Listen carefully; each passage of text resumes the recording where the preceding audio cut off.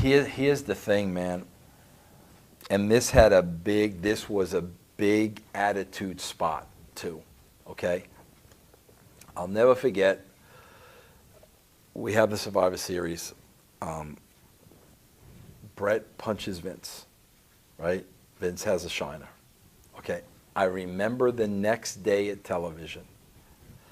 Now keep in mind, this is like just the top guys are in this meeting. Okay, so it's me, it's Vince, it's Pritchard, it's Kevin Dunn, you know, Patterson would be there, Briscoe would be there, Lons would be there, all the agents would be there. Okay, there's probably 8 people in this room. Okay, so Vince has a black eye. Mm-hmm.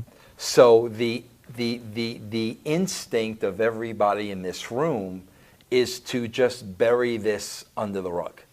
Like we're not gonna, you know, we're not gonna publicly tell people what happened. That you know, Bret gave Vince a black eye. Blah blah blah blah blah blah blah. You know, the instinct was to bury this, kayfabe this to everybody, right?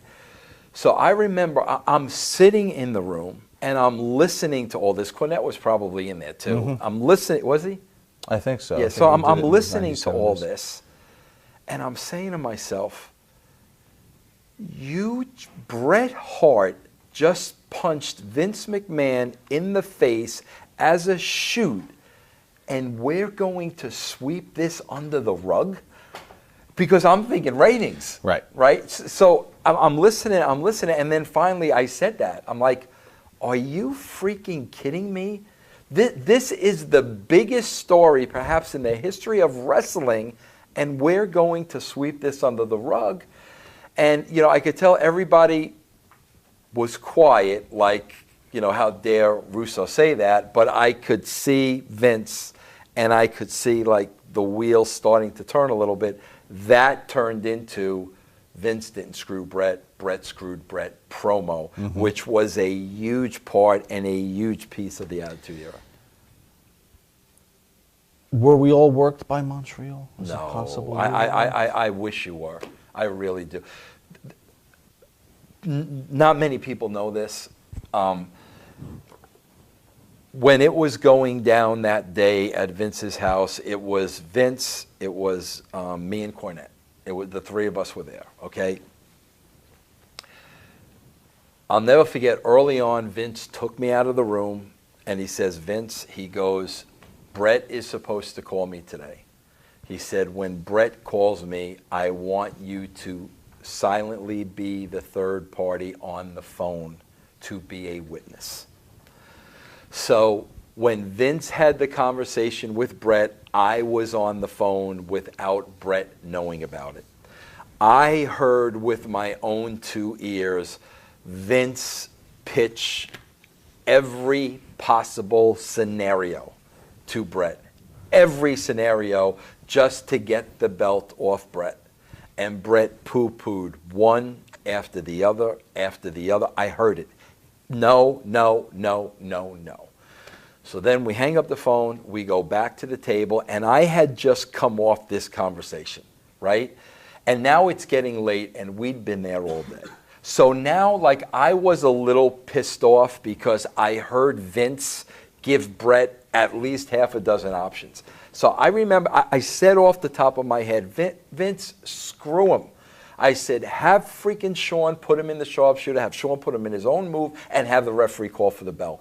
Not because I was pissed, you know, because I was like, Vince was really trying to work something out with Bret, and Bret, no, no, no, no, no. So I went back to that table. I was like, freaking screw it. So, like, literally right after that, it was late at night. We went home, okay? I did not see or hear from Vince for like the next 2 days, which was not the norm. Mm-hmm. Trust me, not the norm. So I have no idea what the and I'm not going to ask him. I mean, it's like that. It's none of my business at this point. So I have no idea what the outcome is going to be. We get to the building that day. He's still avoiding me like the plague. You know, there's no communication. I'm taking care of what I have to take care of for the rest of the show. I'm not even involved in that. Sure enough, I mean, you know, the match comes. I don't know what's going to happen. I don't know what this is taking. I'm literally sitting next to Taker, and watching this on the monitor, and I see Sean put him in the sharpshooter. And that's when you realized? Well, my first instinct was like, no way. You know, I mean, really, I was like, no way. And then sure enough, the bell and blah, blah, blah, blah, blah, and the rest was history. But the Vince didn't screw Bret, Bret screwed Bret, that was huge for the Attitude Era. Because that was, I mean, that was real. That was legitimate. Would Vince have gone along with their suggestion to sweep it under the rug had you not spoken up? I think so, yeah. And I also want to say, too, you know, just for the record, the Survivor Series took place on on Sunday. Mm-hmm. This is the God honest truth, man. Friday night, I'm home at my house. It's late at night. My phone rings. I pick up the phone. It's Owen Hart. Owen is hysterical, upset, crying, and he basically said to me, he said, Vince, he goes, Bret is threatening to disown me, not talk to me, not have anything to do with me the rest of his life if I go back to the WWE. You need to talk to him. So I was like, this was like way out of my place. Like I said, Owen, I said, it's not in my place to talk to Bret. You need to call Vince. And he goes, Vince, I tried to call Vince and I can't get a hold of him. You need to talk to Bret for me. I loved Owen to death. And the fact that he was like this upset, I felt that I had like no other choice. Yeah. And like, you know, Owen already told me I can't get a hold of Vince. So like I couldn't call Vince because if Owen couldn't get a hold of him, I wouldn't have been able to get a hold of him. I called Bret. This is like the Friday after the Survivor Series. And I called Bret and I told him, man, it was one of the hardest I swear to God, the two hardest things I think I ever had to do with wrestling was this conversation with Bret 6 days after, and seeing Bret man to man, face to face the first time I went to WCW after Owen had passed away. Okay? So I called Bret and I said to him, I said, Bret, I said, you're not going to agree with this. I said, you're going to hate me for it. You're going to despise me for it. I said, but I have to be honest with you. I said, I would have done the same exact thing Vince did. And I explained to Bret, I said, listen, it had nothing to do with Vince not trusting you. The issue was Medusa had just come off of dropping the woman's title in the garbage. Vince McMahon did not trust Eric Bischoff. I said all Vince was trying to do was protect his company and protect everybody in it. I said, so Bret, with all due respect, I said I would have done the same exact thing.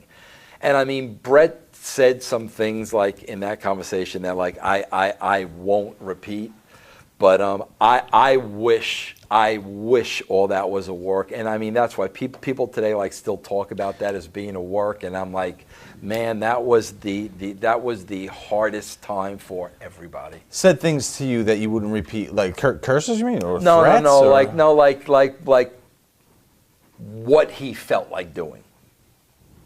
Oh. Yeah, and he was just unrational. I mean, I could understand it. He was unrational at the time, but I mean, anybody that thinks that was a work, I mean, please. I remember the worst thing of that day for me, and maybe my entire career, was like not knowing the facts. When that all went down, one of the first people I saw was Mick Foley, who I was very close to and still am to this day. And Mick looked at me and he said to me, he said, Vince, you should be ashamed of yourself. And I mean, that broke my heart. Why did he think automatically that you were behind it and it wasn't a move that Vince pulled even behind your back? Well, I don't think he thought that I was behind it, but I think he thought, being that it was a creative issue, I knew about it. You know what I'm saying? Right. But like it hurt me so much, but it was like I knew the circumstances. I heard the conversation, and right.